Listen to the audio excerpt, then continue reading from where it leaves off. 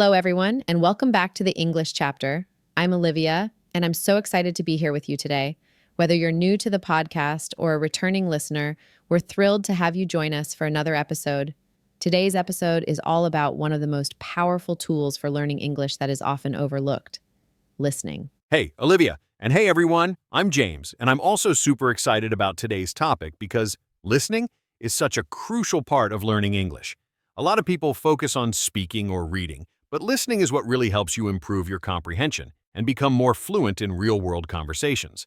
Trust me, it's a game changer. Exactly, James. In today's episode, we're going to dive deep into the power of listening and how improving your listening skills can boost your English comprehension and fluency.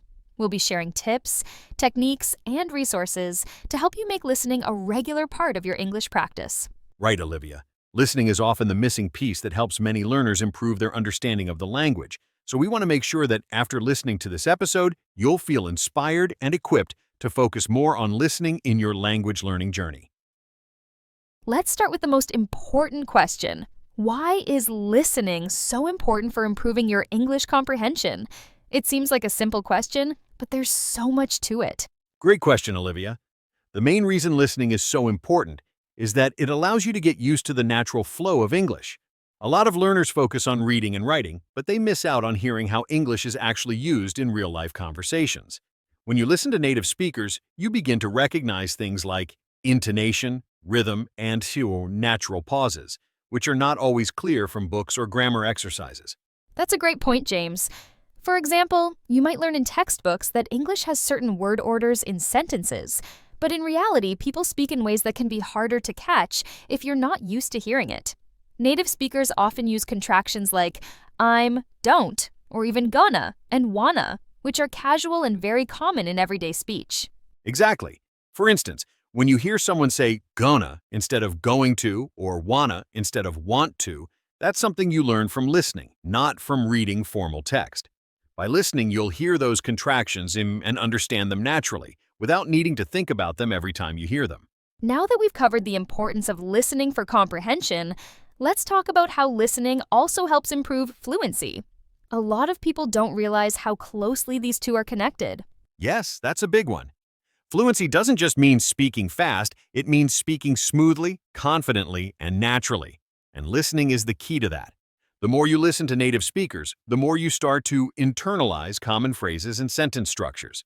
You begin to recognize patterns in how people speak, which helps you speak more naturally without having to think so much about grammar rules. Right, James. You might have learned how to say basic sentences in English, but when you listen to people in real situations, you start picking up the rhythm of the language. For example, the sentence, "How are you doing today?" is often shortened to "How's it going?" or even "How's it going?" And if you only read the full version, you might never catch these natural reductions that make spoken English sound so fluid. Exactly. The more you listen, the more you start to understand colloquial expressions and phrases that are used in everyday conversations. It's all about connecting the dots and hearing those little changes that native speakers naturally make. This helps you not only speak with more confidence, but also understand English in real-life settings. Let's get into some practical tips on how to practice listening effectively. So, James, if someone is just starting out, where should they begin? Great question, Olivia. First off, start with content that matches your level. If you're a beginner, don't jump straight into movies or fast-paced podcasts. Instead, find content designed for learners, like podcasts or YouTube channels that speak more slowly and clearly. For example, The English We Speak or BBC Learning English are great for beginners, as they focus on slow, clear pronunciation. Yes.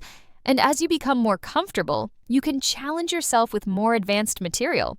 For example, TED Talks or news podcasts like The Daily use more advanced vocabulary and faster speech, but they're also packed with valuable content that can push you to improve. The key is to find content that interests you and gradually increase the difficulty level. Another great tip is to practice active listening. This means you're not just passively listening to something in the background. Instead, you focus entirely on the audio, trying to catch every word and expression. A good way to do this is to listen to a sentence, pause, and then try to repeat it. I always recommend mimicking the speaker's pronunciation and rhythm. So now that we know why listening is so important, let's talk about where to find good material to listen to. James, where do you recommend looking? One of the best places to start is with podcasts. Podcasts are great because they're available in all kinds of topics and for every level of proficiency. For beginners, I recommend starting with something like BBC Learning English, where the speakers talk slowly and clearly, and the content is designed to help learners improve. Once you get more comfortable, you can try podcasts like TED Talks Daily or The Daily by the New York Times for more advanced content. And don't forget about audiobooks.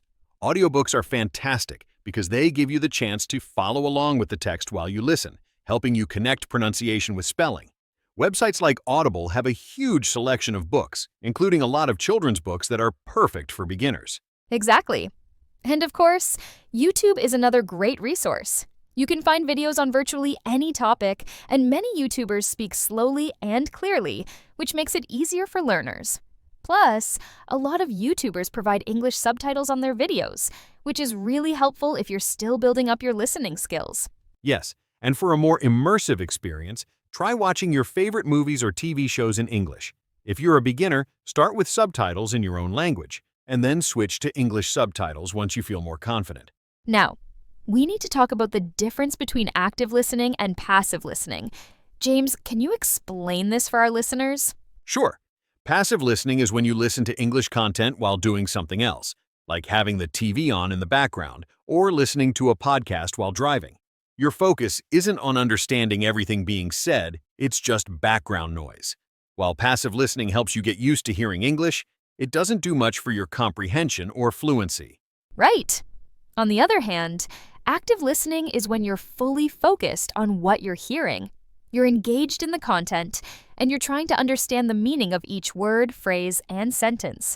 A good technique is to pause the audio after each sentence, think about what was said, and then try to repeat or summarize it in your own words. Exactly. Active listening helps you really understand the meaning behind the words and allows you to catch subtle details, like the pronunciation of difficult words or the use of idiomatic expressions. This type of practice is essential if you want to improve your comprehension and fluency.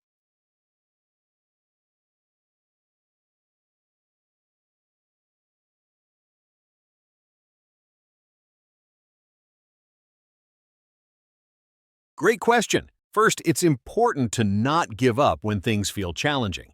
If you don't understand something, rewind the audio and listen again. Sometimes you'll catch things you missed the first time. I recommend breaking the audio down into smaller parts so you don't feel overwhelmed by trying to understand everything at once. Consistency is key too. Try to listen to English every day, even if it's just for 10 to 15 minutes.